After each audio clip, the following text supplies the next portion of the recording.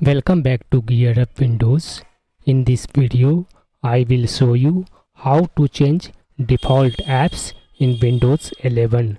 If your files are opening in the wrong app, you can change the default app in just a few clicks. To do so, first click on the Start button and then click on Settings. Under Settings, click on Apps in the left sidebar.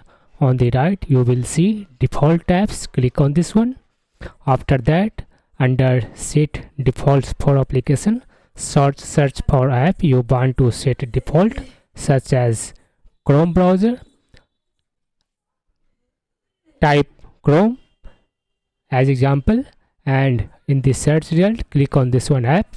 Now you can see all file types or links that are opening with Chrome or not opening with Chrome. In my case, .pdf is not opening with Chrome. I want to set it to open with Chrome, so I will click this one entry.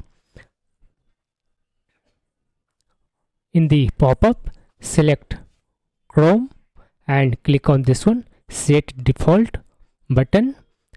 From now onwards, when I will open any PDF, it will open in Google Chrome on my Windows 11 PC. That's all about this video. Bye bye.